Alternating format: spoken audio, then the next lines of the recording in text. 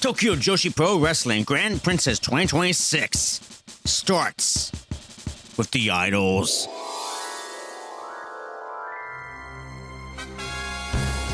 Miu, Raku, Shino, and Uda, the Up Girls, for some idol pop. I'm honestly not one for Japanese idol pop, but Up Girls gets to you. And I love the evolving routine. I just like dance routines, honestly.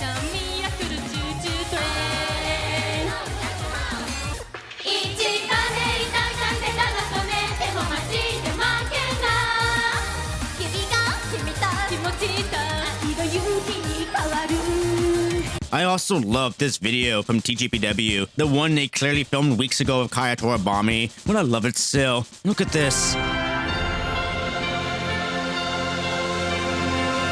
Their posters are top-notch, so good. Tokyo Joshi Pro Wrestling is the ultimate variety show, people. Last year's show, Hyper Masao made me cry from the beauty of her performance, but this year did not shove onions into my eye sockets and make me gush like a teenage emo kid. Instead, it's a very fun show with so much to love. Pandas, gods, whatever the hell is wrong with Rika Tatsumi, Antonio Honda. There's going to be a phenomenal tag team match and capped off with an emotional battle of past friendships and strength to the main event where a former idol genius girl is determined to cement her destiny over a pink monster who gives one of the best performances of this year. Again, TJPW Grand Princess begins with the rookie battle, singles action between new wrestler Shion Kanzaki, whose gear I just love, versus Uda Takami. Oh, it's the big Uda, it's the big Oots, the Uda. As Kit Saberfang says, the big dog. And here, she's the tutorial boss. She's Iodex Gundyr from Dark Souls 3, where you pull a coiled sword out of this little goblin and she goes Shion is the brand new rookie, and rookie battles are so fun to watch and rewatch years later. But here's Bali and Aki with Color Theory on Joshi. I generally feel like if you can somehow match it, like opponents with contrasting costumes really makes the visual very, very appealing. I agree. It's one of the many reasons I love Joshi. The outfits, the color coordination. Wrestling is a visual medium and color in Western wrestling is vastly underutilized. It's such a simple way to identify a wrestler to where a child can go. I like the one in black. Shion showed potential and grit. She has good movement that will only get better, and she is already used to the absurdities of TJPW given that she was once a horse. Uda Takami is a goblin of endless energy, and she snaps on the cutely named Koala Clutch to force a tap out from Shion. She'll love up soon enough. Next match is the most Meerkat-coded match of the night. As always, my favorite title in wrestling, the DDT Iron Man Heavy Metalweight Championship. Rika Tatsumi and Mahito trade titles back and forth, and then Antonio Honda, the comedic genius armed with a wizard beard, is now the champion. But wait, is that a pillow? Well, Honda is tired after all, people. You know, he works a lot. It's something about that pillow that makes anyone drowsy. And oh, just a tiny nap. I mean, he's only at work. Oh, there's Raku. And Raku wins the DDT Iron Man Heavy Metalweight Championship. God couldn't wait 7 days. She wanted to enter into Ryogoku as the champion. And why not, people? This is God we are talking about. God, people. And you always follow God's will.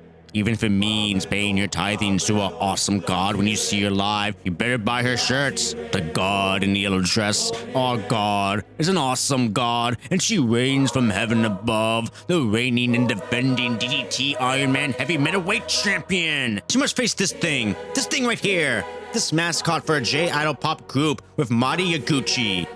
And the mascot like... Oh, and Mari Yaguchi is in the ring for the sexy beam, not the sexy beam. Really? Sexy beam! Oh no, it's the sexy beam!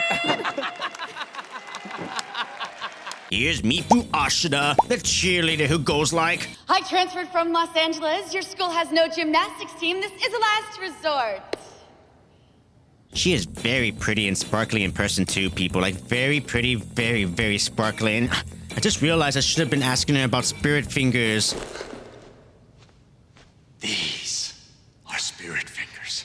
And Raku betrays Minimo, of course she does, followed by the most violent brain chop ever.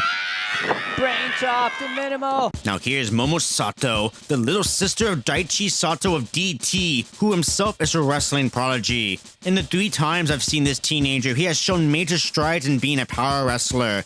But Miu Ashida is going to celebrate Momo's debut. And oh no! Wrestlers are horrible people, aren't Yes, they? I know. We are terrible. First-hand in Great history. people. Feeling it in the center of Hiroku. But here's a slam from Momo Sato.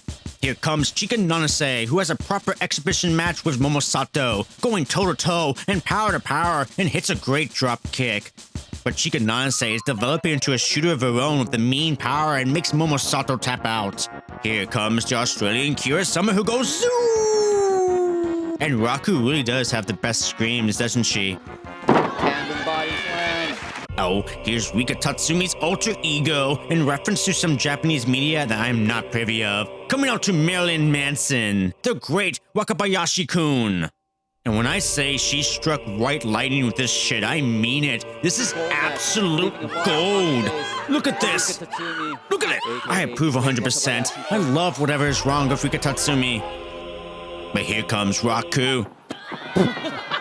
She's gonna kill you. She's gonna fucking kill you. No, she's gonna kill Pillow. God attempts vengeance, but this crazy woman is too insane and delivers a fucking choke bomb and pins her like this to reclaim her DT Iron Man Heavy Middleweight Championship. Rika Tatsumi is already one of my favorite wrestlers, but this takes it to a whole new level.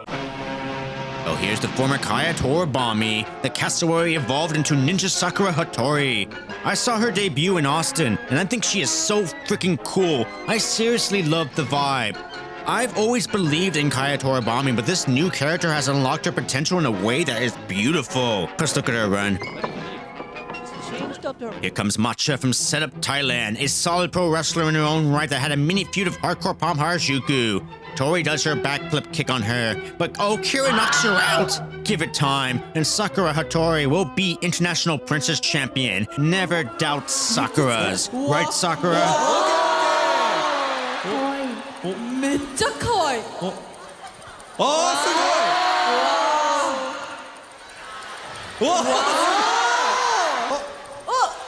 誰の足？誰の？ But oh, here comes Mahito. Oh, the 15-time Iron Man Heavy Middleweight Champion Mahito Kiryu. Oh, and this clever woman waits for the perfect chance to eliminate 2 wrestlers. But Miu Ashida can do this. Miu has great faces, by the way. Watch Mahito clubber.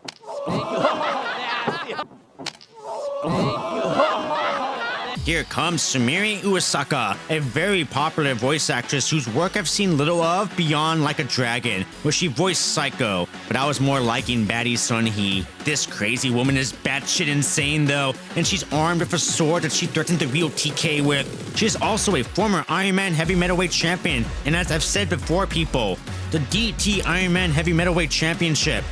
It's like crack, and these are crack-addicted Joshis, and this is a crack-addicted voice actress. Today. Who's that? She hits an arm drag on Mahito and looks so proud of herself. But watch out for Rika, she's gonna kill you! She's gonna fucking kill you! She's gonna take her voice away, oh how evil! I love whatever's wrong with Rika Tatsumi. So here's Mahito to apologize for everything that just happened. Mahiro's apology. And yes, it's Antonio Honda. Here he is, people. The genius, the comedic genius. He is super fresh from his nap. He's gonna kick some. Oh no, not the knee, the knee. Here's the mic. No, he's gonna give up. But before he gives up, he will tell a story for everyone. Gather around, people, gather around. For Gon the Fox. Oh no, wait. Oh, it's fine. Gon the Fox is gonna meet Tchaikovsky and is speaking Russian. And oh no, wait, no. I can't believe. I'm going to refrain from explaining the details, please, of the penis joke. Someone stop the madman from telling a penis joke. And the eye poke. Oh! Mahito blocks into Rika. Dragon scoop from Honda, and here comes the shining eye poke to Rika. This allows Mahito to pin Rika to win back the Iron Man Heavy Middleweight Championship for the 16th time. Honda challenges Sumire, and oh, she falls over. Oh no, her knee. What a PR disaster for TJPW. Now listen to this voice actor. No, she can't. Oh, she's gonna give up. But first, She's gonna tell a story too. Gather around, everyone. Come on, gather around. The story about Gon the Fox. Oh, she's telling the exact same story Honda did, which means, oh no, she's gonna tell the same penis joke as Honda, and the announcers are freaking out. But oh, it's not a dirty joke. It's some other pun, you know. She's going for the eye poke, but Honda knows. She knows. It's Gon versus Gon now. The most epic battle ever. It's Hogan versus Andre. It's Omega versus Okada. It's the player Tarnish versus Promise Consort Radon. And Samir knocks Honda in the eye out of the ring. Then Mahito just casually like.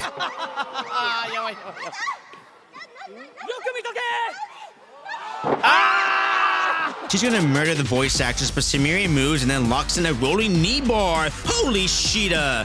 Samiri makes Mahito tap out, and now Samiri Uesaka is a two-time Iron Man heavy metalweight champion. She won the Precious. The Precious! That alone was worth it, honestly. I love stuff like this. Here comes the undercard tag team wrestlers Ren Kunatsu and Toga versus Himurari and Shino Suzuki, the bumping gritters. Just look at them. And oh, Himurari got consumed by Shino Suzuki's streamers. It's an Eldritch being now. She's completely consumed. Oh, Shino. And oh, Toga doesn't want a Hari Kunatsu. Himurari's been in the same spot for a while now for these big shows, which is very interesting because Himurari is a great personality and can be very mean. The hair is a great signature too, while Shino Suzuki is such a lovable loser, and she knows. Every promotion has a wrestler that you just root for unconditionally because they lose all the time. And Shino Suzuki is my wrestler for TJPW. I always root for her. Her faces are very expressive, and I love her fire. Toga is a beast, very much coming into her own. And Ren Kunatsu has used the experience boost from winning the horse race to level up and improve greatly. TJPW Future is very fun. Shino with a powerful belly-to-belly, and then Himurari murders Ren Kunatsu with her own arm trap jackhammer, the Sunflower Tempest. Very nice. Next is a super team-up of super Toku nerds. These nerds here, Yuki Aino, the big kaiju Shoko Nakajima, and the biggest nerd of them all, Haru Kazushiro. They love the Super Sentai series, and they'll be teaming with the Super Sentai Red Rangers or whatever. Look, I watched Power Rangers when I was young, right? I remember Rita Barbosa drugging Lord Zed and forcing marriage on him. Power Rangers taught me very young to never trust women. I'm kidding. Right to jail. But I didn't see it past Power Rangers in space. I don't know the original series in Japan at all. This is alien to me. I just know that this super nerd Haru Kazushiro is now blue, and I love the gear. And Gohan Red was introduced as Goon Red. Yuki Aino is hanging with her favorite Sentai, Geki Red, and the big kaiju, who is the big Cubone Shoko Nakajima, with Ninja Red. There's a Stanford study in 2019 that determined that people who play Pokemon extensively as children develop a unique region in the brain called this word here, that activates strongly to images of Pokemon. Did you know? Shino, so Shoko Nakajima just activated a part of my brain. They're facing evil villains, people. The evil Palm Harajuku, the most evil of them all. Teaming with Venny, who is far too cool to be anything but cool, and living legend Aja Kong. Oh, they have the villains on their side, and they're kidnapping poor Rize Shirai. Oh, she's just doing her job, people, you monsters. So it's up to the heroes to save the day. It's a Super Sentai TJPW crossover, people. I'll play some Power Rangers or something.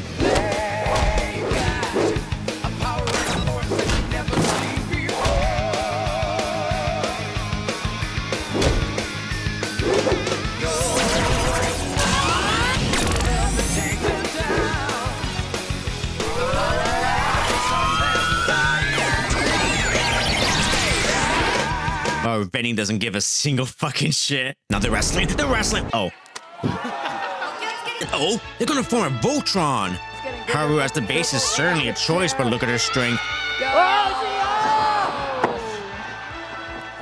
Now watch how Palm does things. Palm and Triple drop. Venny is just here to beat some Padawans, but Haru isn't some rookie anymore, Venny. She can slap too. Yuki Aino's performances continue to grow with fire. She was amazing in Austin and has wonderful fighting expressions. She matches power to power with Asha Kong and even knocks her down in a cool moment, and then a trio tag team move. Very nice. Shoko is the chosen one to receive the Saito suplexes of Aja Kong, and another, and another. They save the day, and the match continues with action galore. Shoko beating Shoko and everyone trying to take down Aja Kong. Trash can to the Kaiju, but... Oh, Palmu. Haru with a nice dropkick clears Aja out of the ring, but then poor Palmu right on her head. Oh, Palmu. She dies to the big senton of the big Kaiju, and the super Tokatsu nerds are the winner. I'm sure Haru Kashishiru fulfilled a childhood dream here. Next is the Panda match. Yes, the Panda match, because the Panda was angry over how viral Mizuki was when she went bonking him over the head. So the Panda hired Mr. USA to steal the Pico Pico hammer. Yes, a Panda hired America to steal Pico Pico hammer. So Mizuki worked with a famous manga creator to design a new super anime Pico Pico hammer, and it's much larger now. But first, some lore on the Panda. He has a white panda and a beautiful baby panda, and yet he was found kissing a female wrestler at a Tokyo Sports year-end award. Oh my god. One time there was a male idol group who lost a member because he cheated on his wife, and they had an audition to find a new member. Andresa went in, won the audition, but they found out that he cheated on his wife, so he didn't make the audition. Come on, Japan, get your shit together. I thought I was pretty up to date on majority of the lore of the wrestlers. No. It turns out a Panda cheating scandal kind of skipped my mind. The Panda enters the ring. But oh, we wait for him to shapeshift in and rise back up. This is definitely an image. Mizuki, this rabbit goblin is so strong she's gonna challenge the Panda. And look at her go. The strength, the technique, the bridge. The Mizuki chain wrestling the Panda. Oh, she's twisting the arm. It doesn't go that way, Mizuki. No, it doesn't go that way. And oh, not the biting. I'm certain they don't wash that thing. But this is Mizuki, people. And Mizuki is evil. Going for the Rion strat, but American interventionism prevents Mizuki again. But Mizuki is actually working the arm. Comedy wrestling haters be like, there's no psychology. But the weakness of the Panda is indeed the head. Mizuki has the new super anime hammer, but again, American interventionism thinking they're being morally righteous because it's a hammer to a fucking panda. But as Aki says, I think there's a rule that has always existed in Choco Pro from a long time ago. It's legal if it's cute. how they exchange shots, the epicness, the mythology. It's a Dark Souls fight after all.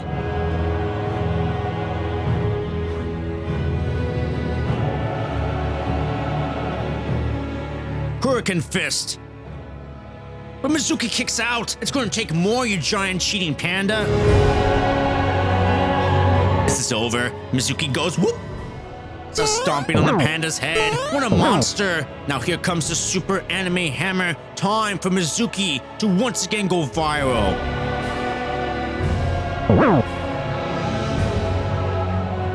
The adorable cover. And oh, American interventionism again. Mizuki fights back with a whirling candy on America. Up top to M. Bison stomp the panda down, and she smushes her face for the victory. Mizuki just defeated a giant panda. TJPW people. We followed this absurdity with an absolute banger. No one does tag team matches like Joshi, in my opinion, and this next match is about 3 badass boss women and 1 colorful-haired wrestler who levels up into a superstar. The leader, the pink striker Miu Yamashita, teams with Arisu Endo to face Spark Rush. The team of Takumi Iroha and Sari, 2 badass women. Look at Sari's gear. Oh. This match seemed like it would be about Miu Yamashita facing off against Sari, and Super Joshi fans go nuts! Or Yamashita facing off against Takumi Iroha, and Super Joshi fans go nuts! But this match was about Arisu Endo and elevating her. Her performance, along with the way this match was structured and the story being told, was pristine. You have 3 Joshi who represent that killer instinct, representing the Joshi of old, and then you have little Eris here. Endo is colorful and bright and has an adorable tag team partner, and she is beloved in her own right, but her power means nothing here. Her speed means nothing. She is outmatched in every single aspect of her game by Sari and Iroha.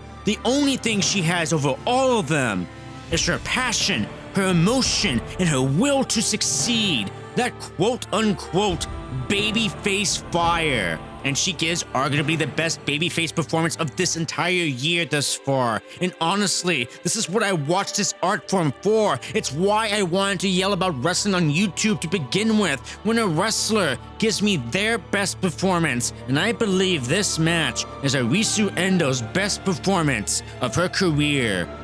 Miu Yamashita was locked in, yes. Her segments of Siri are gold. Her segments for Iroha are gold. But the moment Arisu steps in, neither of them gave a single shit. They completely baby her and treat her like she's a nuisance in the way of their true enemy in Yamashita. And it's up to Arisu Endo to show everyone that she can wrestle with the best of the best in Joshi and inspire hope in everyone through her fire. She was incredible. She took Sari's hits, she ate her dropkick, she got her fucking ass kicked, but she kept fighting with all of her heart and screamed in their face. When she locked in the camel clutch on Iroha, it was so hype. Spark Rush completely murdered her, and she still won't die. It takes Sari to stomp the life out of her and Iroha with the senton, but Yamashita makes the save now. And look at this badass skull kick. Stop it! Leaving just Iroha and Endo. Spinning Liger Bomb should end this, but Endo continues to fight her face afterwards. So much surprise that Iroha is now arguing with referee Famirin. So she hits Endo with her running 3 bomb, and this for sure puts Arisu Endo away for the 3 count. If you haven't already, you should see this match. It's highly worth the price of a Wrestle-Universe subscription alone. Even in defeat, Arisu Endo trying to crawl back up to Iroha, and this makes her want to shake her hand. She's earned the respect today. And the beautiful, unique thing about pro wrestling is that one day, this can be run back, and Arisu Endo can show Takumi Iroha how much she has evolved. This is Joshi Wrestling, my friends, almost a metaphor for how some outside Joshi fans view TJPW wrestlers, not giving them their due respect, but these women can wrestle with the best. And this is the match that showcased it with a beautiful, inspired performance from Arisu Endo. Next match is the team of Super Sasadango Machine and Hyper Misao. And I love Misao's hair. It is Super Sasadango Machine, people. Which means we're getting PowerPoint presentations and a bunch of niche Japanese references that I have no frame of reference for at all. And that's fine. I am not the attendant audience. The Japanese audience gets it. But it does make me wonder if this is what it feels like watching one of my videos sometimes, where I just casually reference art house films, random Japanese films, or my most niche references in Dark Souls or Elden Ring. It's gotta be as bewildering as watching a Super Sasadango Machine PowerPoint presentation or whatever it is Masao was doing with him. It did remind me of a time where I worked for a company that claimed to be training managers, but in reality we were going to be one of those sellers you see in the Costco selling novelty lotion. We had to show up at 7 in the morning in full business suit attire on the 10th floor of a building, and we started our day in a room with no chairs and did pure primal screaming for a full minute. I'm not joking. It's like the Northmen. We were trying to turn berserker.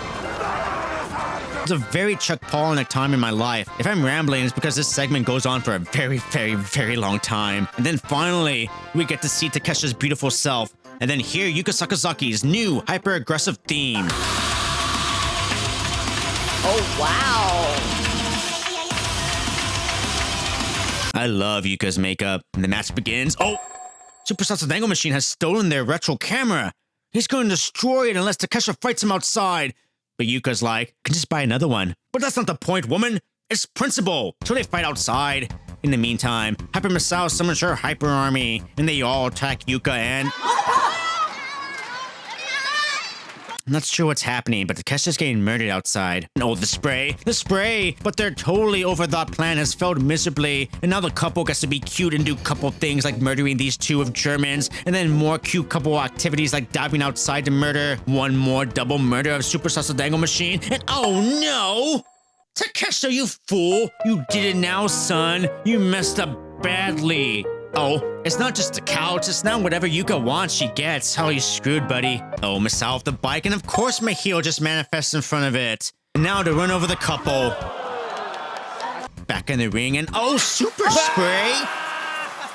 And now the men are gonna fight. Oh, the men! These manly men! These goddamn manly men! And Misao with the cold spray to Takesha. But oh, She's out. Oh no. Takesha's gonna murder Misao. Oh dear lord. But wait. Misao's on the mic now. She forgot to deliver her intro. So she does just that. The whole thing.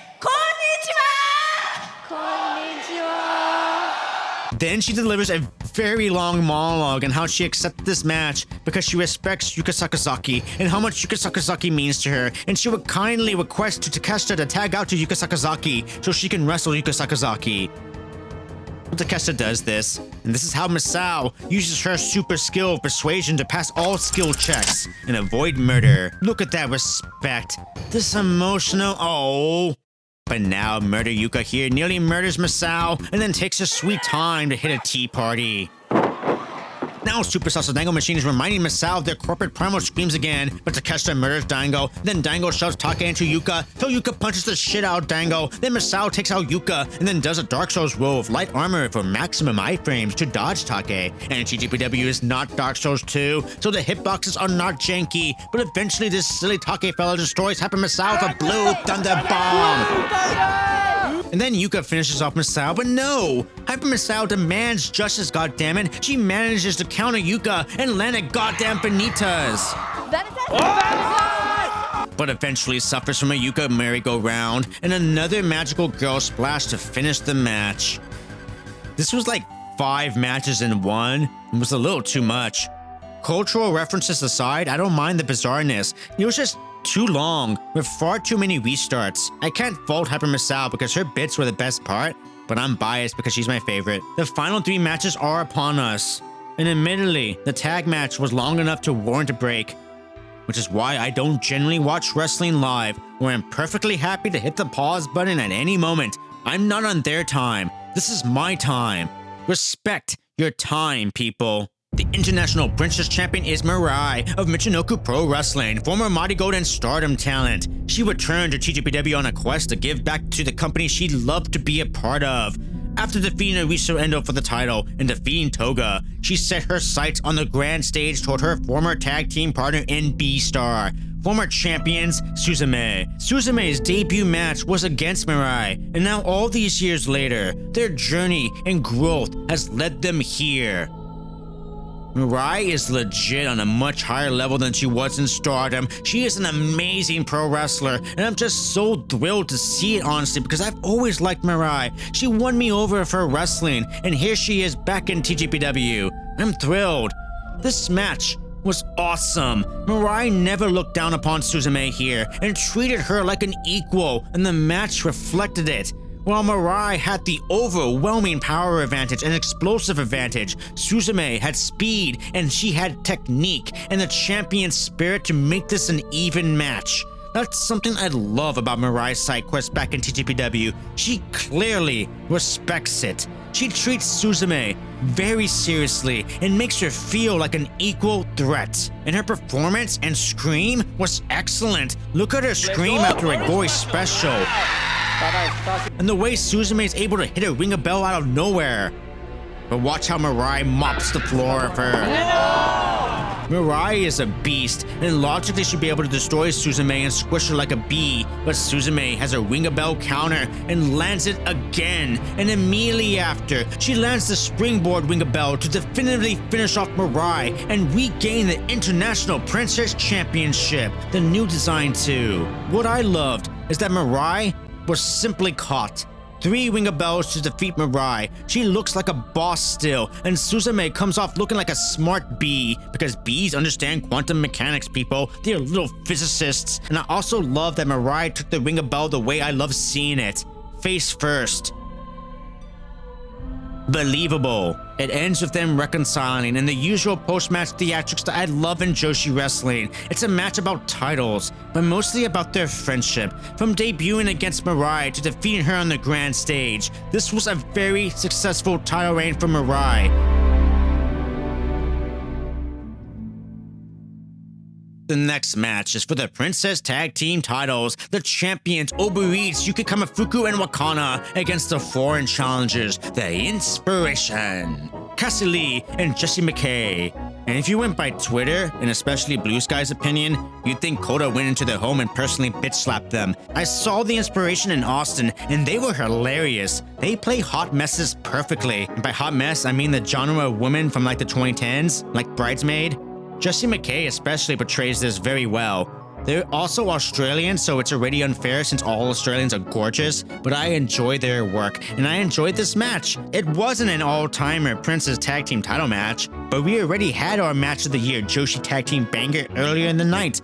This didn't need to be that. Now, are they elite wrestlers? No, but their character work was very good, and I enjoy their work. Psst, sorry? I was surprised they won the titles, though.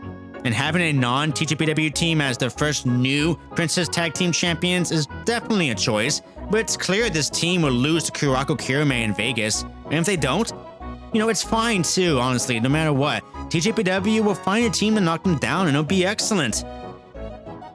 Wakana though, crying her eyes out. Oh, this is 100% character building, her biggest match on a big grand stage, and she lost. That will only fuel someone like Wakana to continue eating like this. Regardless, the main event is upon us. The genius girl Yuki Arai is set to finish her destiny toward the top. She graduated from SKE48 and is now a full-time wrestler. It was only a matter of time before this was going to happen. Arai though? Arai still needs work, but I'll get to her in a second because I am a fan and I do see high qualities in her work.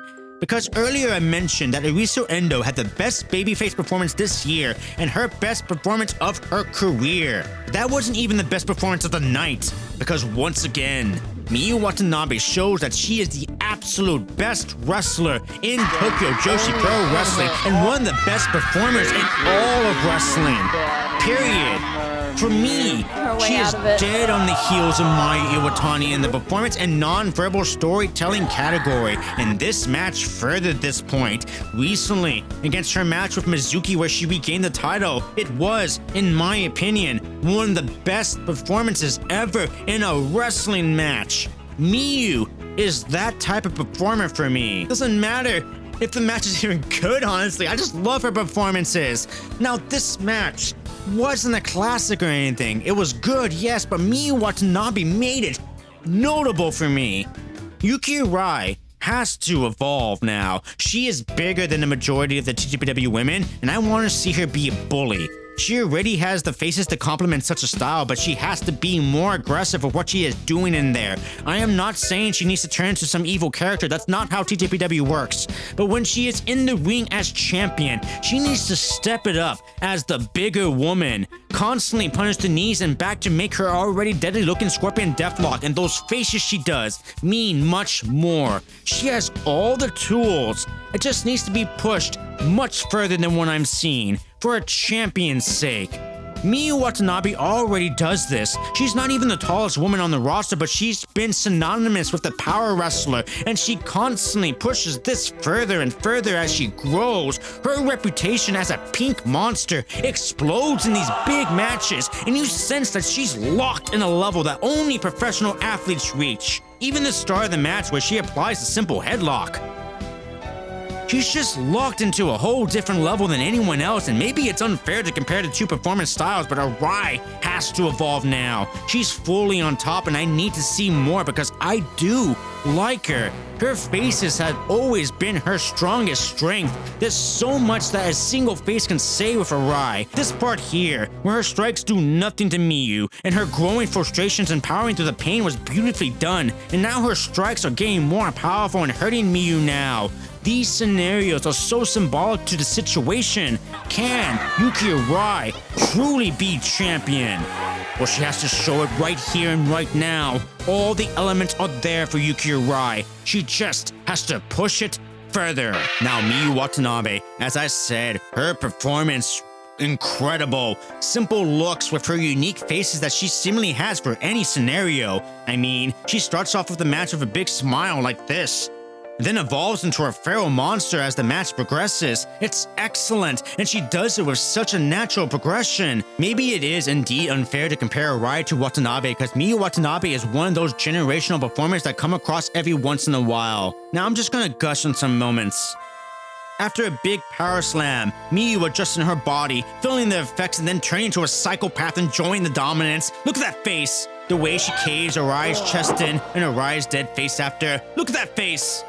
Miu's face after she realizes the raw strength of Yuki Arai. Look at that face. And then the Scorpion Deathlock spot. Anyone who watches my channel knows I love submission spots, and I find them underrated in how people review matches because in my opinion, this is when you get to see the range in a wrestler's performance. It's like when a hero needs to reach for the gun before the villain kills him. Look at Yuki Arai's expressions, but then look at Miu Watanabe. That is working. Mayu Iwatani aside, people, no one does faces like Miu Watanabe. This is my best case to present to you people on why I say Miu Watanabe is one of the best performers in all of wrestling. You feel this shit, the pressure she put on herself. Fuck. From this point on, Miu Watanabe's performance turns into Criterion Miu Watanabe. Untouchable. Her back is stiff and dead. You can sense it with every movement she makes and her faces. Just look at this. Look at it. This face right here. It's unmatched in Joshi. Just go spin. And she immediately feels the back pain and she's shivering. She's shivering. I'm telling you people, wrestlers don't go nearly as far as Miu Watanabe does with her subtleties. Look how she lifts Yuki Arai up. Another Scorpion spot, and Arai is feeling the confidence in her now, but once again, this is Miu Watanabe's show. She is locked in this hold for so long, she goes through all the stages. The initial hurt, the potentiality of giving up, the hearing the crowd and seeing their support to crawl forward with just her arms, and the power in her primal screaming to motivate her further, the initial block and wanting to give up again, finding the champion's spirit within her only to get yanked back further. Miu's initial face of passing out, crying to herself in her own safe space, rising back up and realizing the Herculean effort she's going to have to pull, and she's still doing it anyways, fighting every single second to not tap. And when Miu finally grabs the rope, she looks up at disbelief that she managed to do it and watch her lower lip tremble. I'm telling you people, I see a lot of submission spots. There is only a small elite of wrestlers who ever go this far and even fewer who are able to tell a full story while they're at it. It's Mayu Iwatani, followed ever so closely by Criterion Miu Watanabe. Yeah, it's definitely unfair to compare Arai to Miu. Arai realizes she only has the finally left in her arsenal, and Miu blocks it like a sword, and Arai fighting to break the block is actually really awesome and the type of future potential I see in Arai, and my entire point exactly. Miu setting her back straight for the final portion. Arai's face is slowly realize that this is the end.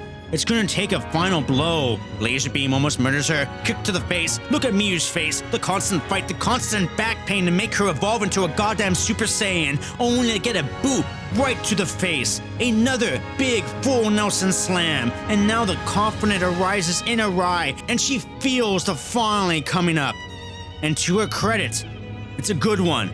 I do wish more emotion and build led to the finish because it could have easily been a really hype climax, but I actually liked this match better a second go around. It all hinged on the fantastic year-stealing performance from Miu Watanabe, setting the title of best performance of this year already in my opinion. Miu Watanabe is going to end up being one of the best Joshis ever to do it, and she's already close to the top of modern Joshi for what I love in pro wrestling performance art, with Mayu Iwatani as my prime example. That's just how good I find Miu Watanabe. And when I met her in Austin, all she did was smile big and do the heart sign.